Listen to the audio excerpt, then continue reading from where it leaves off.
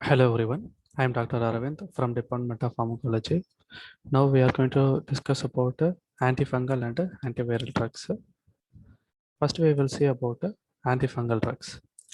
So fungal infections mostly they are called as mycosis. There are four classes of fungus present. First one yeast. So they will reproduce by budding. For example, Cryptococcus neoformans causing meningitis is a yeast. Then yeast-like kind of funguses. Yeast-like, so they partly yeast and partly filament. Example, Candida albicans.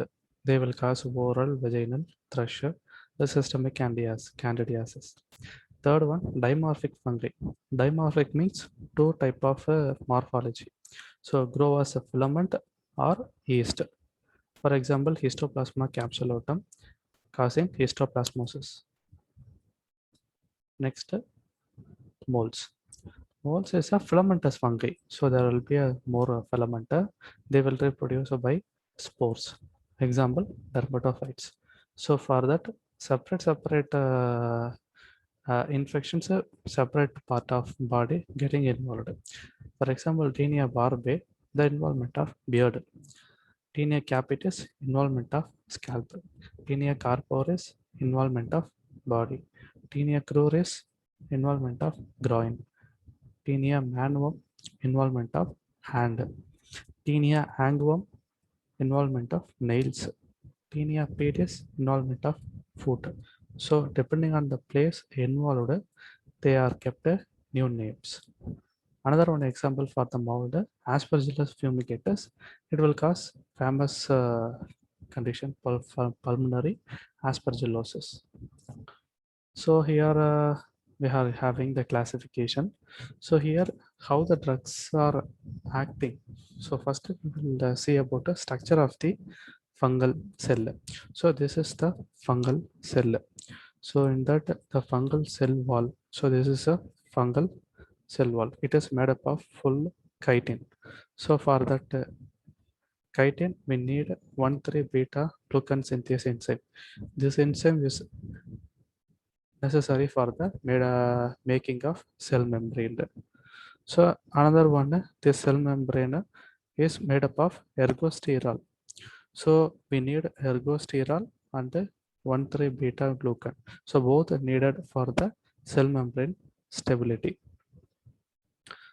So first we will see inhibition of fungal cell wall synthesis. So we have to give the antifungal drug to destroy the fungal infection. So in what are the ways we can destroy the fungus? So first one, inhibition of fungal cell wall synthesis. Capsofungin, micafungin. So it is M, micafungin, anidulafungin. So how they will act? They will act by inhibiting the 1,3 beta glucan synthase enzyme.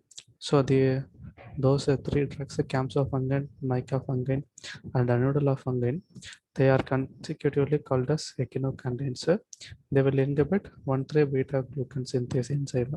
So the cell wall become defective. Because of the defective cell wall, easily the nutrients will go out. The cell will become shrinkage and they will get destroyed. Another one, bind to ergosterol and increase membrane permeability. So these drugs, amphotericin B and nystatin. So these two drugs acting by this way, like they will bind with the ergosterol. So here the cell membrane contain ergosterol. So amphotericin B and nystatin, they will bind with the ergosterol and make pores. The pores means holes. So because of that holes, the cell become leaky, so that the cell will become die. So this fungicidal action we will say. Next, incubation of ergosterol and lanosterol synthesis. Terbinafine. So terbinafine, naphthepin, how they will inhibit from squalene to lanosterol, lanosterol to ergosterol. So our terbinafine and naphthepin, they will inhibit squalene to lanosterol conversion by inhibiting squalene epoxidase enzyme. So because of that one, so no lanosterol, so no Lanosterol. Because of that one, ergosterol is not produced because terbinafine inhibiting here. So this lanosterol and ergosterol are not produced. So because of that one also, cell will become weaker and the fungi will die. Another one, inhibition of ergosterol synthesis. So these are all azole drugs: ketoconazole, fluconazole, itraconazole, voriconazole, posaconazole. So these drugs they will inhibit here from the conversion of lanosterol to ergosterol. So here they will inhibit the conversion. So ergosterol will become deficient. Because of that one, cell will become weaker and they will die. And inhibition of nucleic acid synthesis, 5-fluorocytosine cytosine. So 5-fluorocytosine cytosine or flucytosine, they will inhibit the DNA synthesis of the fungus. So without a DNA, the fungi cell cannot uh, live. So because of that one, this is also fungicidal. Next, inhibition of fungal mitosis.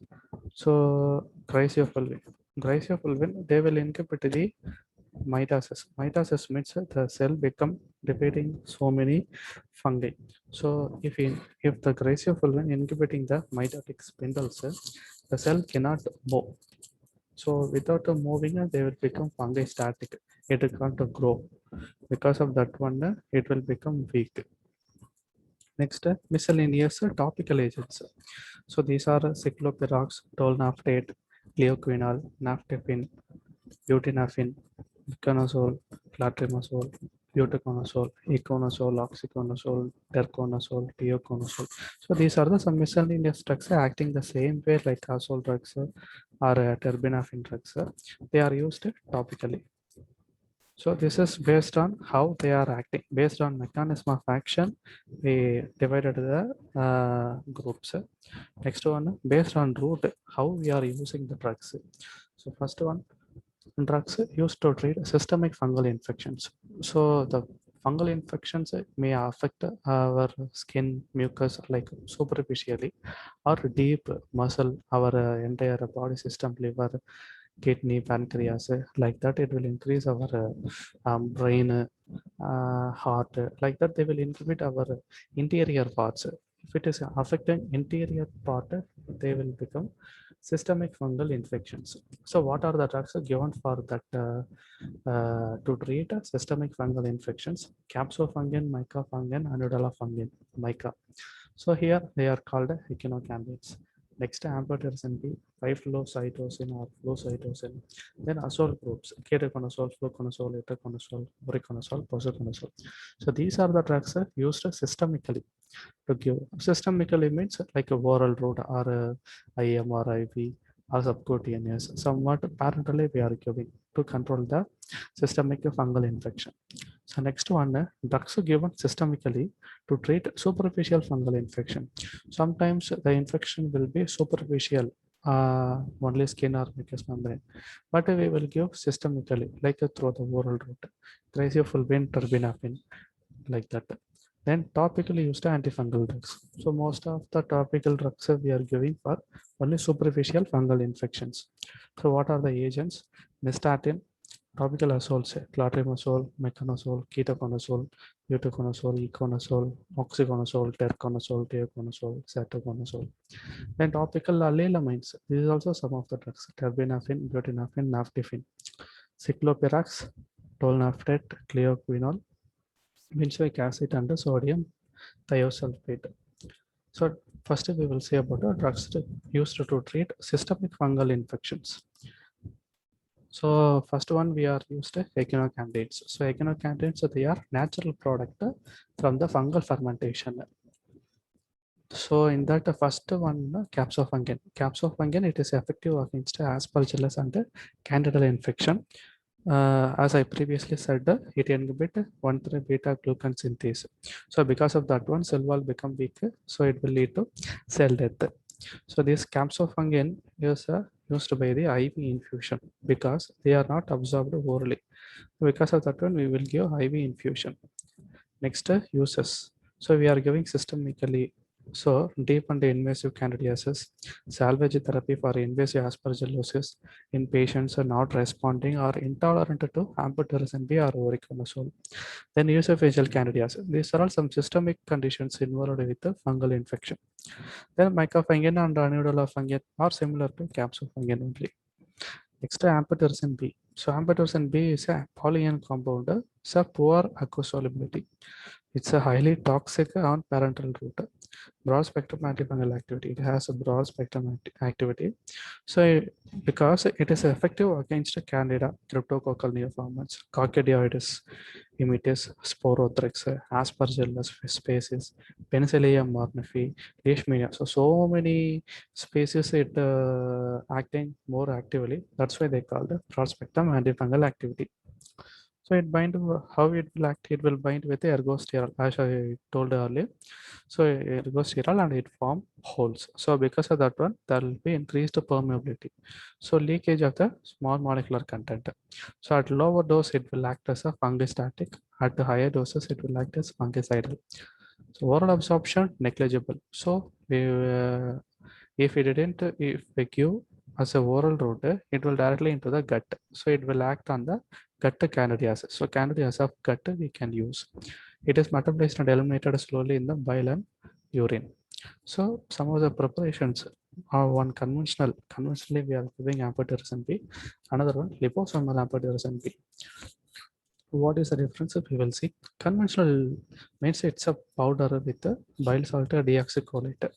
So we have to prepare that powder, mix the powder with the 10 ml distilled water, and then mix it in 5% dextrose. So we have to give us a infusion and a dose of 0.25 milligram per kg per day over 2 to 3 hours. We have to give. So here liposomal amphotericin B. Liposomal means it is a vehicle. So this vehicle will carry the drug amphotericin B. So it is that vehicle made up of lecithin and phospholipids. So here that amphotericin B, the active drug is loaded and it will given to the patient. It causes less nephrotoxicity. That's why they will become more famous. Nowadays for mucormycosis, we are using this liposomal amphotericin B only. Next uses, it is toxic but gold standard. So because of that one, a whole group of drugs are prepared. Even though azoles are prepared in life-threatening conditions, liposomal amphotericin B is a initiation therapy, initial induction therapy. So after stabilizing the patient, we will maintain that by the azole drug. So drug of choice for the systemic fungal infection IV route, and topically we are giving for cutaneous and oropharyngeal and vaginal candidiasis. And eye drops also available for the fungal endophthalmitis. Next, air drops available for otomycosis, bladder irrigation. Because candidal cystitis, we have to irrigate the bladder. And a fever in neutropenic patient. So neutropenic patient having fever, they will not respond to the antibiotic drugs. At the time, we can use amphotericin B. At the same time, it is a drug of choice for visceral leishmaniasis or and mucocutaneous leishmaniasis. It is one type of infection.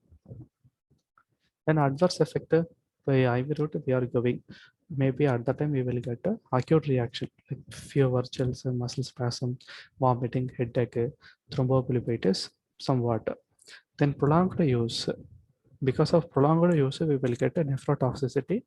There will be a hypokalemia, reduced GFR, hypomagnesemia, renal tubular acidosis. These are the conditions will cause the nephrotoxicity. So this nephrotoxicity can be reduced by giving adequate amount of sodium, and at the same time we have to monitor the potassium and the magnesium. Because of hypokalemia and hypomagnesemia, we have to monitor the levels of potassium and the magnesium. Next, in the same group, nystatin, hamycin, and natamycin. These are all similar to the amphotericin B drugs. They are topically we are giving as a oral, oropharyngeal, cutaneous, ocular, vaginal candidiasis we are giving topically. Orally for candida and diarrhea. Then hamycin similar to nystatin. So topically for the oral, cutaneous, vaginal candidiasis, otomycosis. Otomycosis means ear fungal infection. Next, Natamycin is a broad spectrum antifungal topically for vaginal candidiasis and trichomoniasis. Next one, flucytosine. Flucytosine is a fluorinated pyrimidine antimetabolite. So how they will act? Previously I told you it will inhibit the synthesis of DNA, fungal DNA. Because of that one, the fungus cannot grow. So it's a fungostatic. It is active against Cryptococcus neoformans, Candida species, and Chromoblastomyces. Then it is given orally for cryptococcal meningitis with amphotericin B for 2 weeks. Orally it is given. Non-meningeal cryptococcosis in patient with AIDS also it can be given. Then it is not prepared for the deep mycosis because it has more toxicity and easily it will develop resistance. So for deep mycosis, we are not preparing this drug. Next, also group of antifungal drugs. As I told, the ketoconazole, fluconazole, ketoconazole, voriconazole, posaconazole. So how they are acting? Previously, I told you it inhibited the 14 alpha demethylase enzyme. So it will synthesis of ergosterol from lansoprazole. It will block by inhibiting the enzyme demethylase. So because of that one, cell become leakage membrane. So cell death. First, we will see about the ketoconazole. So ketoconazole is a oral absorption is good, metabolized and eliminated in the feces. It is more keratophilic and protein bound. Keratophilic means it will deposit in the keratin places. What are the keratin places? Skin, hair, nail. So these are more keratin cells. So here they will concentrate. They will accumulate in this skin, hair, nail. And its uses orally for dermatophytosis, mucocutaneous oral esophageal candidiasis. And topically, what places we are giving? Tinea versicolor, Seborrhea dermatitis, as a 2% cream, gel, shampoo, like that we are giving topically ketoconazole. It is not preferred for the systemic or deep mycosis because it's a slower response. It will take time and inhibitory effect on the adrenal and the gonadal steroidogenesis because previously it inhibited the synthesis of ergosterol. Ergosterol is also kind of cholesterol. Like in our body, cell membrane made up of cholesterol, but in fungus it is made up of ergosterol. If you use D systemically, it will inhibit the adrenal gonadal steroidogenesis. At the same time, it will produce hepatotoxicity. That's why it's not preferred. At the same, it is used for the visceral and dermal leishmaniasis. May be used for the Cushing syndrome because in Cushing syndrome there will be more steroid hormone synthesis. So this one inhibiting the steroid synthesis. So we can use here Cushing syndrome. And this ketoconazole is replaced by the itraconazole and the fluconazole because they are acting very efficaciously, more potent they are acting. At the same time, they have lesser side effect. Adverse effect. So ketoconazole safer than the amphotericin B, but toxic than the ketoconazole and the fluconazole. So it will produce nausea, vomiting, anorexia, skin rashes, headache, hair loss. It inhibits, as I told, adrenal and gonadal steroidogenesis by inhibiting the CYP 450 enzyme system. So because of that one, steroid will decrease. So menstrual irregularities in females and gynecomastia, reduced libido, impotence in males will happen. Next up, fluconazole. Fluconazole, there is a wide safety margin. So it will absorb orally, widely distributed in all fluid compartment, including CSF. So it will go to CSF. We can use this fluconazole for the meningitis. Enzyme inhibitor. It is an enzyme inhibitor means our liver has so many enzymes. So this fluconazole inhibit those enzymes. So because of that one, it will produce drug interactions, but with the fluconazole it is least. So the interactions are very, very less with other drugs uses. So uses are drug of choice, oropharyngeal, esophageal, vulvovaginal, candidiasis infection. Next, cryptococcosis. So first initially amphotericin we will give to stabilize the patient. Then we will give fluconazole 400 mg for 8 weeks.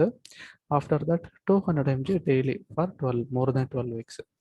Next, It is a drug of choice for prophylaxis of both secondary cryptococcal meningitis and febrile neutropenia and coccidioidal meningitis. In these conditions, it's a drug of choice.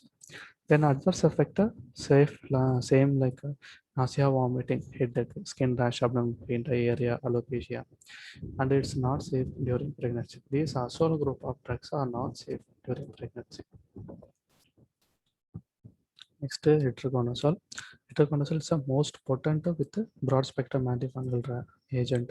It is active against Aspergillus also. It is absorbed orally, high concentration in the skin, nail, vaginal mucosa. Potent enzyme inhibitor. This is also enzyme inhibitor. So the drug interaction is more common.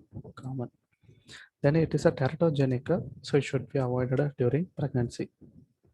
And uses a drug of choice for non-meningeal systemic mycosis, and they are effective in blastomycosis, histoplasmosis, sporotrichosis, aspergillosis, vaginal candidiasis, onychomycosis, paracoccidioidomycosis, chromomycosis. These are all caused by the fungal infections.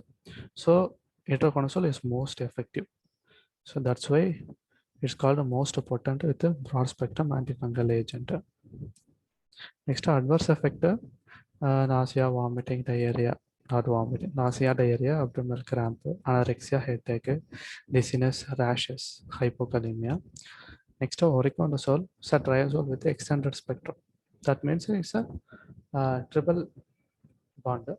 So bioavailability is reduced with the fatty meal. So if you take the drug with the fatty meal, it will reduce the bioavailability.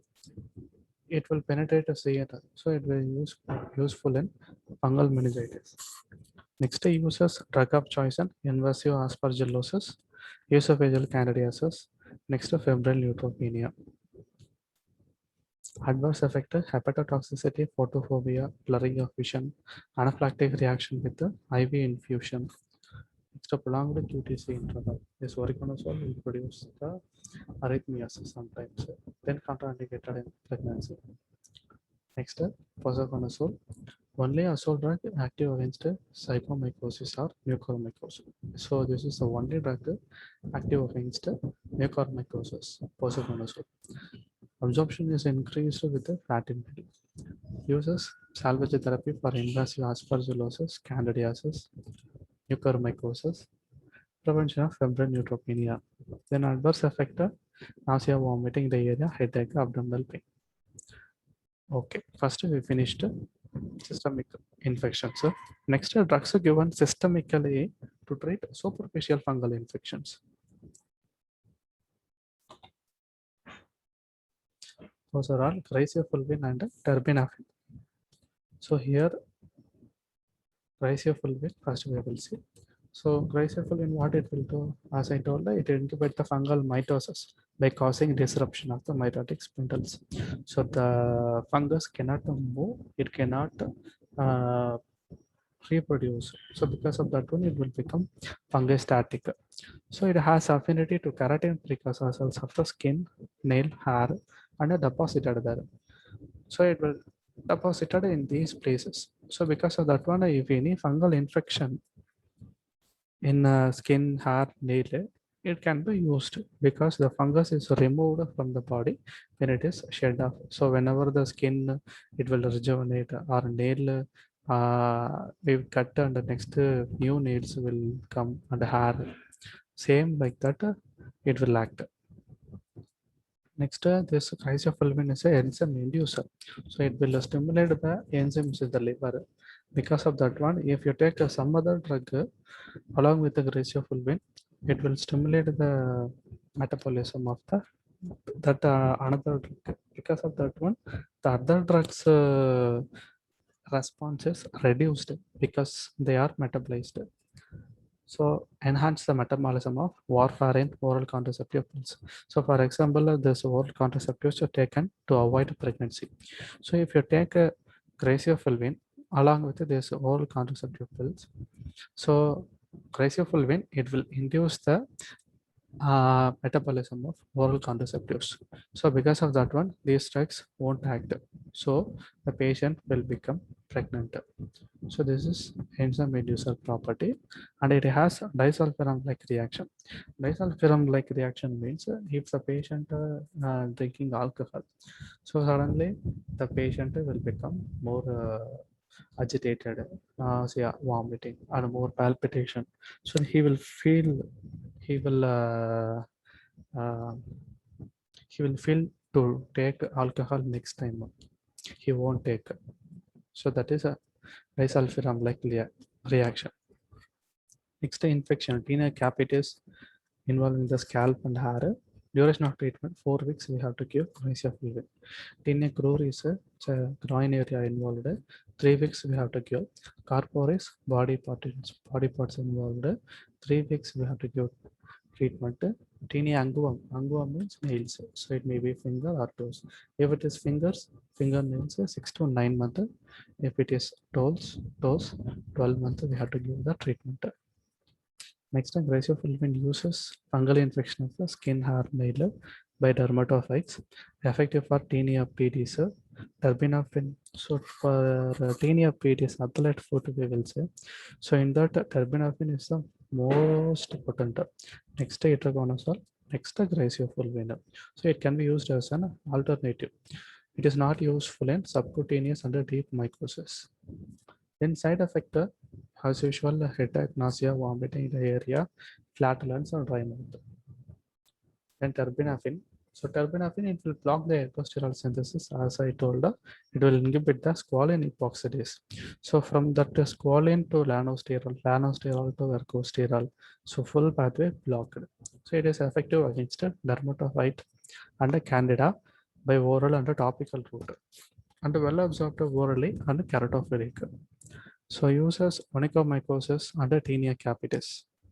250 mg OD for 3 to 6 months based on the site we have to give. Then it is effective against a toenail infection. Then the itraconazole and cryptophyllin previously I showed it is more effective. Then topically 1% cream for the tinea cruris, corporis or pedis. It can be given topically as a cream, 1% cream. Then side effect, GI discomfort like vomiting, diarrhea, then headache, rash. These are all most common. Rare but serious hepatotoxicity, toxic epidermal necrolysis. So our epidermis can become very peak and they will become a necrosis. Then Sjogren syndrome. So topical application, if we are giving, maybe it will produce irritation, itching, urticaria. So it should be avoided in renal and hepatic failure, contraindicated during pregnancy. Topically used antifungal drugs. So these are the drugs we are using topically. The statin, topical azoles, clotimazole, conazole, ketoconazole. These are the drugs. Topical elements, terbinafine, buprenorphine, cyclopirax, tolnaftate, gluquinol, benzoic acid, and sodium thiosulfate. The statin, previously I told us similar to amphotericin B.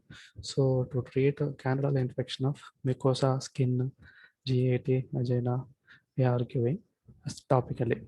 Then topical azoles, tinea corporis, pedis, cruris, versicolor, we are giving. Same time candidiasis involving the cutaneous, oropharyngeal and vulvovaginal parts. So available as a ointment, skin ointment, cream, lotion or vaginal cream, shampoo form of ketoconazole or seborrheic dermatitis also available. So topical allylamines, terbinafine as a 1% cream to treat a tinea corporis, cruris, pedis, versicolor. So it can be applied topically. Next, naphthalene 1% cream, cutaneous dermatophytosis and candida infections.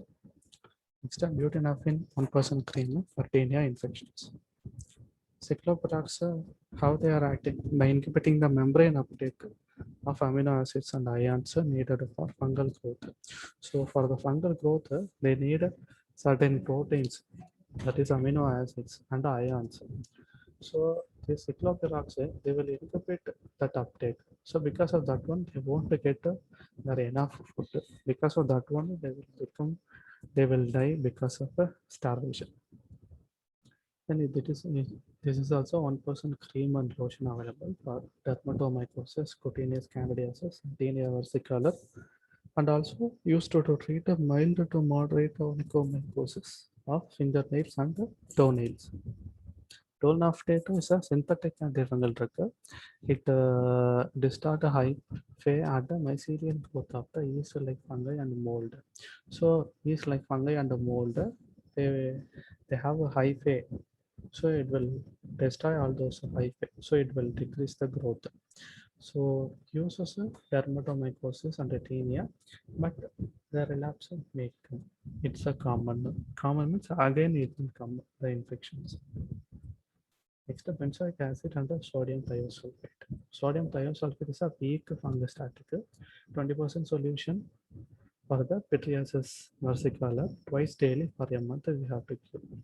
Benzoic acid also weak fungostatic. So if we combine benzoic acid with the salicylic acid, so it will form wheat-filled ointment. This wheat-filled ointment, if we apply on the hyperkeratotic lesions, so this salicylic acid having keratolytic function. So because of that, it will remove the infected tissue and it will promote the penetration of benzoic acid into the fungal infected lesion. So it will remove, because of that one, the benzoic acid will go inside the lesion and it will remove the fungal infection. Okay, so here now we finished antifungal drugs. Now we will discuss about the antiviral drugs.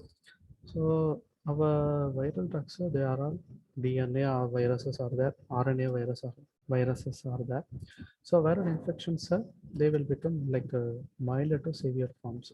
Maybe sometimes it will be mild like a cold, common cold, but sometimes it will be like severe forms, HIV, AIDS, or hepatitis C, like that they will be more severe form also. So these viruses, they don't have a metabolism of their own. So for everything, they depend on our own cell, host cell. So the virus, it will absorb and penetrate the host cell. Then it will enter into the cell and it will replicate. So drugs, if you are giving, it will affect the viral function. At the same time, it will affect our cells also, host cells. So because of that one, mostly we will get the toxicity. So antiviral drugs, how they are acting means they will interfere in the replication process of the virus. So that's how they are working. There are two groups, non-retroviral drugs and antiretroviral drugs. Retroviral means they are acting against the HIV. So non-retroviral given for so many other viral infections. So one ideal antiviral agent, it should be greater selectivity. So it should selectively inhibit the or destroy the virus, not to our host cells. Next, low toxicity to the host. So it should be low toxicity and the in vivo stability. Stability means inside it should have the stability to inhibit or to destroy the virus, and it kills the latent viruses as well. Latent virus means sometimes the virus will act like a death virus, but after some time again it will getting alive. So this antiviral drug, it should kill the latent virus also. So here the antiviral drugs, non-retroviral. So first one, anti-herpes drugs. So anti-herpes drugs mainly for herpes virus, herpes simplex virus and varicella zoster virus, acyclovir, valacyclovir, famciclovir, doxuridine. So these are the drugs specifically used for the HSV and the varicella zoster virus infections. For cytomegalovirus, we are using cidofovir, ganciclovir, valganciclovir, and foscarnet. So these are the drugs used to treat cytomegalovirus. Then anti-influenza drugs, amantadine, rimantadine, oseltamivir, and zanamivir. These are the drugs used for the influenza infection. And anti-hepatitis, for hepatitis B, we are using lamivudine, adifovir, tenofovir. For hepatitis C, we are using interferon alpha, ribavirin. So first we will see anti-herpes drugs.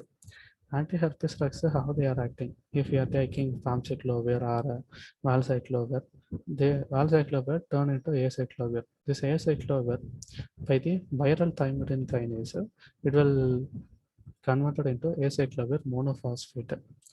So this thymidine kinase is present in the virus. So because of that enzyme, acyclovir will turn into monophosphate. Acyclovir monophosphate. So under our cellular kinase, because of our cellular kinases, it will convert it into acyclovir triphosphate. This triphosphate, it will come and attach with the DNA. So with that viral DNA, it will get attached and it will terminate its growth, its replication process. So this triphosphate, it will terminate the replication process of the herpes simplex virus. Same famciclovir, penciclovir, monophosphate, triphosphate, same function. So cidofovir directly it will inhibit the DNA polymerase enzyme. So because of that one, the herpes virus replication get stopped. And the first corner to one drug. This first corner drug also same. It will inhibit the DNA polymerase enzyme. That DNA polymerase enzyme is necessary for the DNA replication. So if these drugs blocking the DNA polymerase enzyme, the DNA herpes DNA cannot replicate and it will become susceptible to the drug. They will die. First, we will see about acyclovir. Acyclovir has a high affinity for the thymidine kinase. Herpes virus 1 and 2 sensitive to this drug. In herpes virus, we have two categories, two types. So both categories are sensitive to the drug.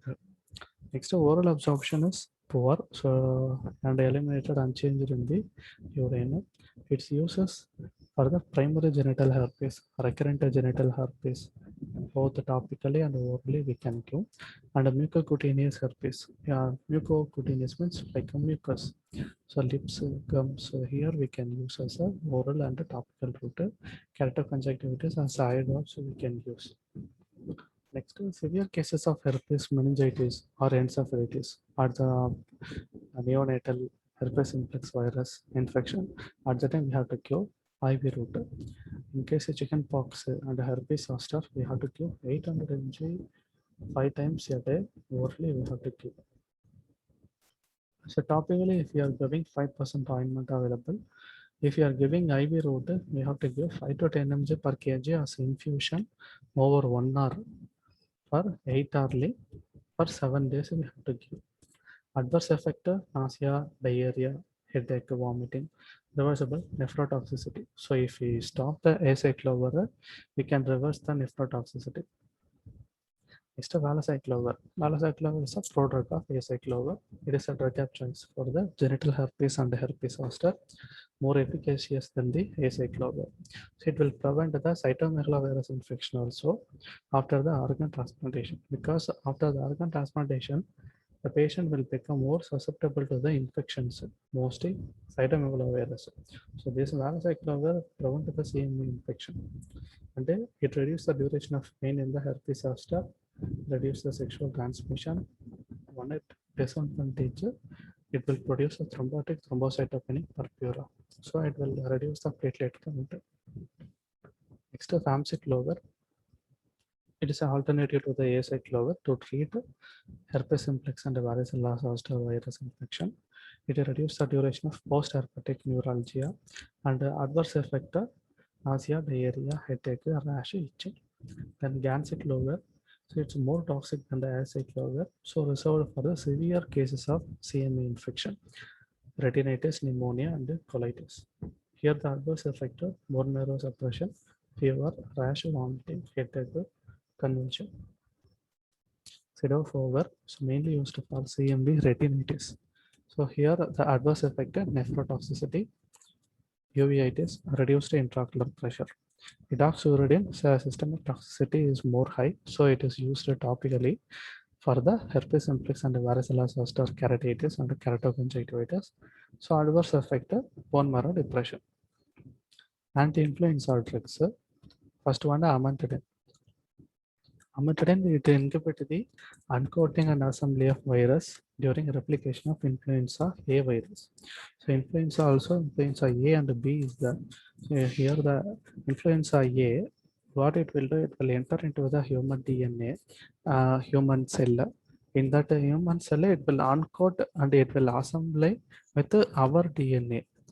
Because so this amantadine, it will block that uncoating and assembly into our DNA, so that it will block the replication of influenza A virus.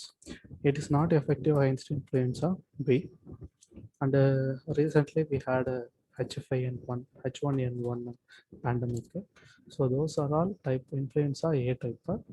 Its oral absorption is good, so eliminated and changed in urine. Its uses prophylaxis and prevention of influenza and rubella.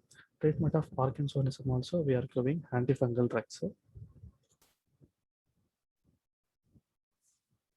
Adverse effect, nausea, anorexia, dizziness, difficulty in concentration, insomnia. Most of them are CNS side effects. Undercontaminated during pregnancy. Rimantadine. Rimantadine is an alpha methyl derivative of the amantadine with a similar clinical use, but it is more potent with a high oral bioavailability and a longer duration of action. It is less neurotoxicity. So here the dizziness, difficulty, concentration, insomnia, these are all CNS. Neurotoxicity, here it is less. Next, oseltamivir. This is a famous drug we are using for that influenza virus infection. Oseltamivir is a prodrug. It is activated in the gut and the liver to oseltamivir carboxylate. So this one carboxylator, it will inhibit the viral replication by inhibiting neuraminidase in the influenza A and B. So it is used for the prophylaxis and the treatment for both influenza A and B. Here the drug of choice for the bird flu and the swine flu, H5N1, H1N1. We are using this oseltamivir, and adverse effect, nausea, vomiting, headache, abdominal pain, insomnia. So zanamivir, it's similar to the oseltamivir, useful in amantadine and oseltamivir resistant influenza cases. The poor oral bioavailability. So we have to give us a inhalation like a powder with a special inhaler. Like for asthma, we are taking inhalation like that. We have to take this zanamivir. Next, anti-hepatitis drugs. So hepatitis treatment, if we are giving the hepatic drugs, these are all so only the supportive or suppressive therapy. So they won't cure the hepatitis. They will suppress the symptoms of hepatitis. So the patient should take the drug lifelong. In that, lamivudine is effective against both HIV and HPV. We will discuss this lamivudine in HIV and adefovir dipivaxil. This is also is an adenosine analog used to treat HIV and HPV. It inhibits the DNA synthesis by inhibiting the hepatitis B virus DNA polymerase enzyme. Next, adverse effect, as I told, polymerase enzyme needed for the replication of the DNA. So it will inhibit the synthesis. Adverse effect and nephrotoxicity, hepatomegaly, lactic acidosis.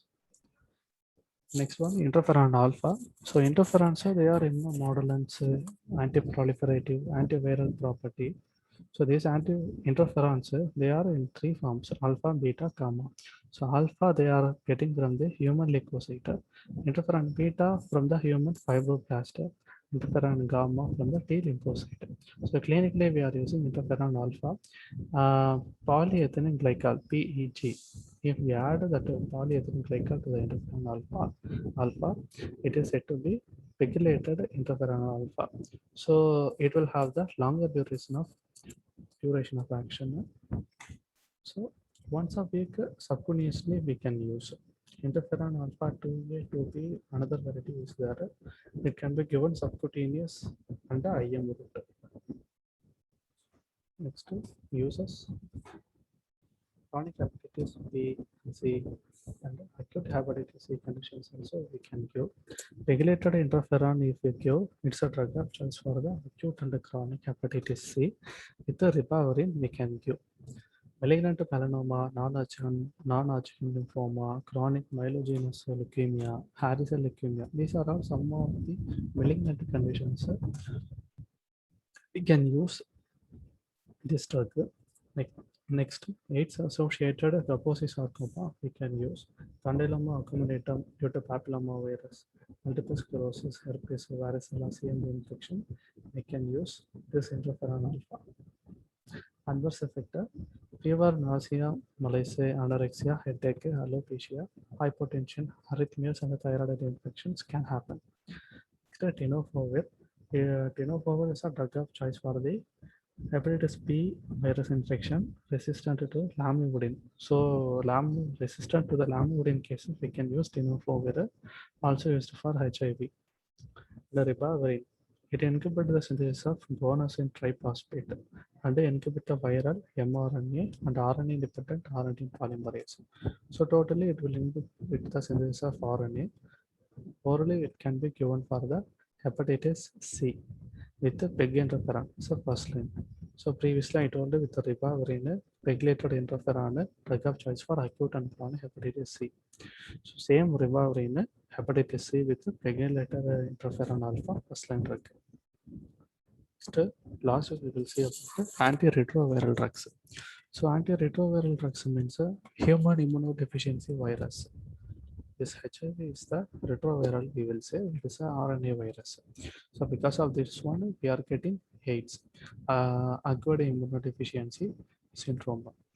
So for that antiretroviral therapy, Zerodin is the first drug approved for the AIDS in 1987. So here the three drugs, six groups of antiretroviral drugs are available, but in that three groups of drugs are available in India. Those are NRTI, NNRTI, protease inhibitor. NRTI means nucleoside reverse transcriptase inhibitor. Non-nucleoside reverse transcriptase inhibitor. Third one, protease inhibitor. Only these three available in India. And with this one, we are following the treatment regimen. So, what are the nucleoside reverse transcriptase inhibitor? Zidovudin. This is the mark and short form of the zidovudin. Next, diadenosine, stavudin, lamivudin, abacavir, tenofovir. So these are all full nucleoside reverse transcriptase inhibitor.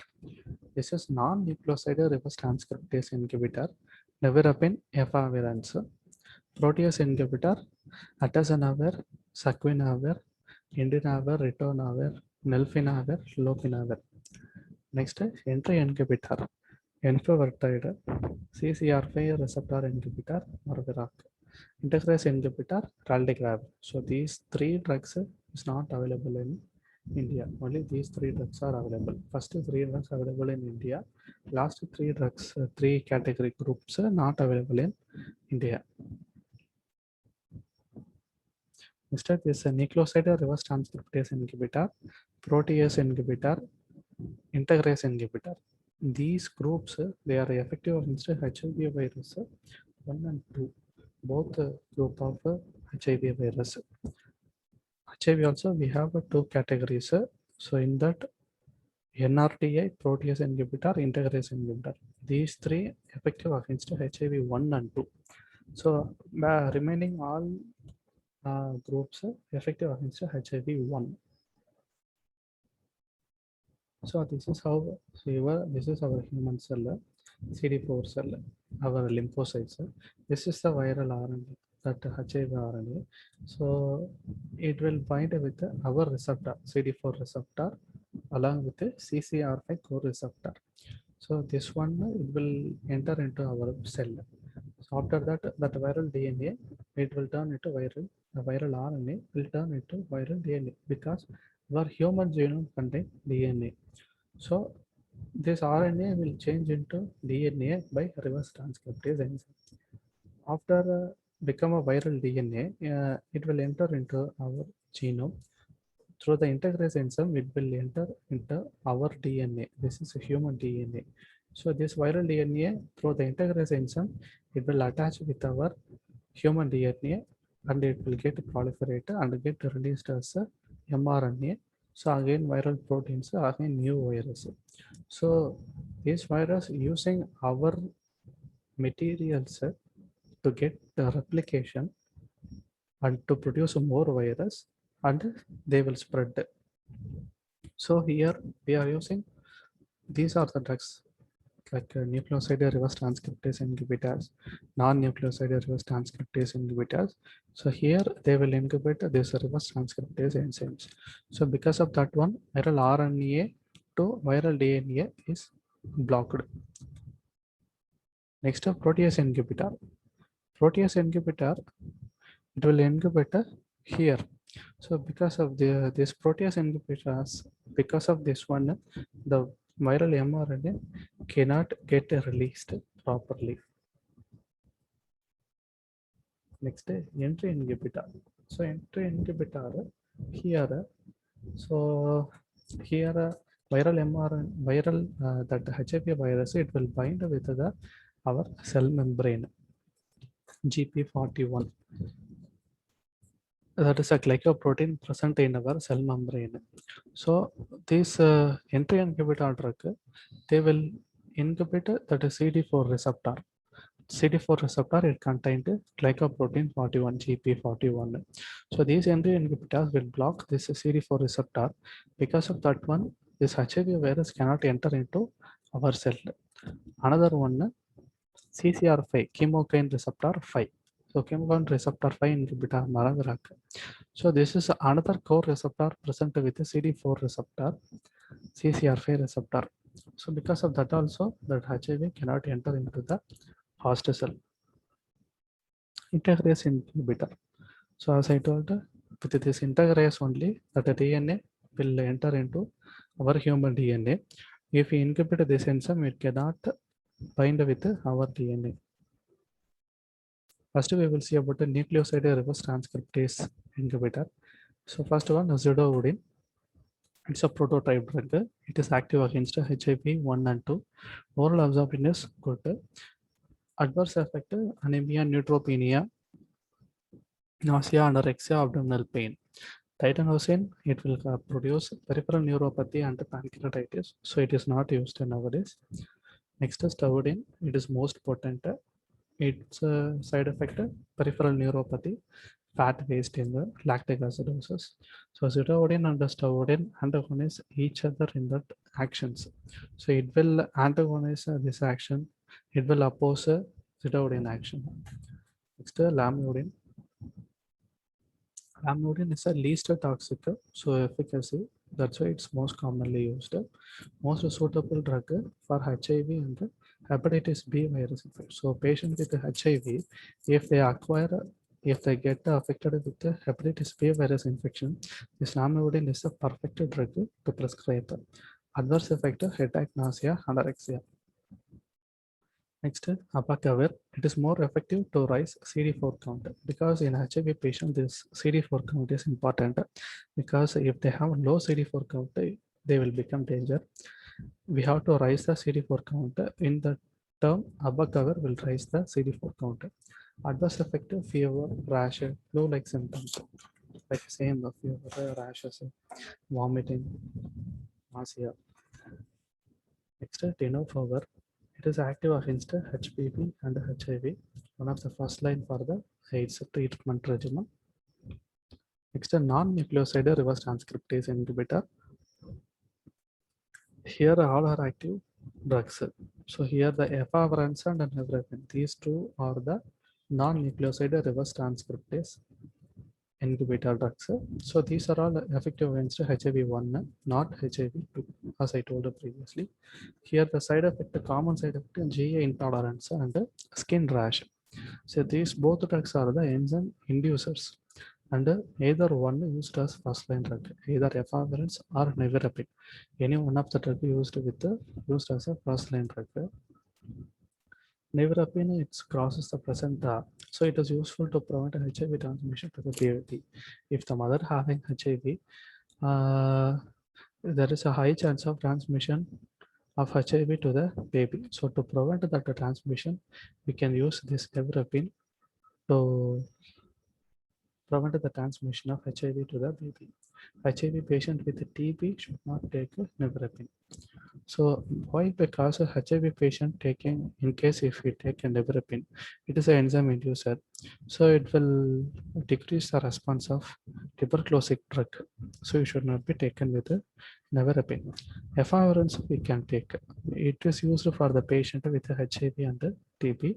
Here more of the CNS side effect, headache, confusion, insomnia, delusion, like that. Next, protease inhibitor. So these inhibitor drugs all have the suffix navar. So example, ritonavir. Previously I told ritonavir, lopinavir, atazanavir, navir, indinavir, nelfinavir, lopinavir, ritonavir, saquinavir. So these are all protease inhibitors. So protease inhibitors effective against HIV-1 and 2. They elevate the CD4 count, reduce the disease progress, and improve the survival. All protease inhibitors used with a ritonavir. So ritonavir is a enhancer drug. So it will booster the therapy. So it's called a booster therapy. Adverse effect: nausea, vomiting, diarrhea, headache, rashes, Cushing-like appearances. Then entry or fusion inhibitor. So as I told the enfovertide, it is active against HIV-1, not against HIV-2. So it will bind with the HIV envelope GP41 and inhibit the HIV fusion. So because of it, it block that GP41, the HIV cannot fuse or enter into the cell. So it is the only drug used parenterally, that is a subcutaneously we are giving. All other drugs we are giving orally. This is the enfovertide is the one drug we are giving subcutaneously as an injection. Next is CCR5 receptor inhibitor. So CCR5 is a chemokine receptor. So Maravirac. So HIV having GP120. It will bind with the chemokine receptor and it will enter into the body. So this Maravirac, it will bind with the CCR5 receptor. It will prevent the attachment of HIV. The integrase inhibitor, raltegravir, it inhibits the integrase enzyme. So this enzyme is needed for the HIV DNA to enter into the human DNA. So entry inhibitor, CCR5 inhibitor, and integrase inhibitor not available in India. Previously I told. And treatment for AIDS. Okay, now the patient newly diagnosed with AIDS, how we have to manage. So this was a guideline for the treatment of AIDS. So as per the NACO, National AIDS Control Organization and the WHO World Health Organization, they proposed one guidelines based on the C4 count and the WHO clinical stage. We have to start antiretroviral therapy. So if the CD4 count is less than 350 cells per millimeter cube in WHO clinical stage 1 and 2, HIV and HPV or HCV co-infection, that is hepatitis B or hepatitis C co-infection present without a chronic active disease. So these patients have to start ART. And irrespective of CD4 counter, in WHO clinical stage 3 and 4, patients with HIV and TB co-infection, pulmonary or extrapulmonary, same HIV and HPV, HCV co-infection with the chronic active disease. So these patients also have to take antiretroviral therapy irrespective of the CD4 count. Either CD4 count is high or low, we have to start the treatment. So if the patient having HIV and TB, first we have to treat TB. So first we have to start antitubercular treatment, followed by only ART we have to start between 2 weeks to 2 months when ATT is tolerated. First we will start with the antitubercular drugs. It will improve our immune system. Then if you give ART between the 2 weeks to 2 month gap, we have to start the ART. Next regimens by the NACO. So these are the regimens we are following. So in that preferably we are using this one, lamivudine, zidovudine, nevirapine. So 2 NRTI, lamivudine, zidovudine. It is a nucleoside reverse transcriptase inhibitor. This nevirapine is a non-nucleoside reverse transcriptase inhibitor. So in that all we are using this one. This is a preferred regimen. If the patient with a hemoglobin less than 9 gram percentage, we have to use this regimen, tenofovir nevirapine. Patient with a hemoglobin more than or equal to 9 gram percentage, but a patient on ATT, then we have to use a lamivudine, because I said that we should not use nevirapine. Instead of that one, we can use efavirenz. Same for the patient less than 9 gram percentage hemoglobin and on ATT, efavirenz, tenofovir, lamivudine. So for patient on first line regimen who develops a toxicity to both nevirapine and efavirenz, at that time we have to change atazanavir. Atazanavir is a protease inhibitor. So we are changing this NNRTI to protease inhibitor. So these are the regimens we are using. Next, post-exposure prophylaxis. In case healthcare workers, doctor, nurse, lab technicians, so many people are exposed to this HIV patients. In case accidentally, if we are exposed to them by any needle injury or by any saliva or mucus spill over the body, like that, if we are exposed, we have to take a post-exposure prophylaxis. In what way means there will be a criteria: low risk source, high risk source. Based on that one, we have to take the regimen of the drugs. So low risk source means the patient is HIV positive but asymptomatic. At the same time, he has a low HIV RNA titer. The RNA titer is very low, and he has high CD4 count.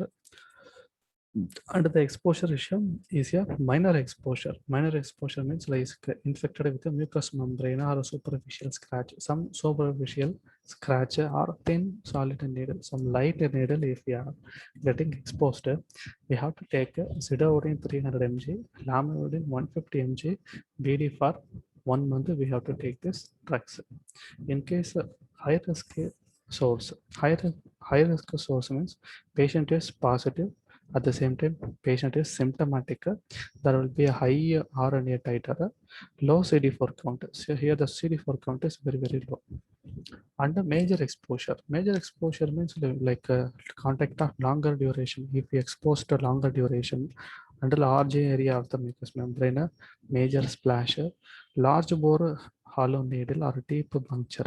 Some like IM injection we put into patients, and suddenly we also will take that puncture, so deep puncture like that. At the time we have to take a zidovudine 300 mg, lamivudine 150 mg, BD plus Intenavir 800 mg TDS for 1 month we have to take. So this is post-exposure prophylaxis. So here the post-exposure prophylaxis, it should be initiated within 2 hours. That is best time to start, and the maximum up to 72 hours. So within 3 days, we have to start the post-exposure prophylaxis. In case if you start after 3 days, within 1 week, it's okay. 3 days after, within 1 week, if you start, we cannot prevent the infection. Only we can delay the onset of AIDS. So we cannot prevent. Only we can delay the onset of the AIDS. Next, prophylaxis after sexual contact is similar to low risk source. So as no studies are available. So because after sexual contact, in case we have to take zidovudine, lamivudine for 1 month, low risk source. So this is about antiretroviral therapy. Thank you. And if you have any doubt, comment below the comment section.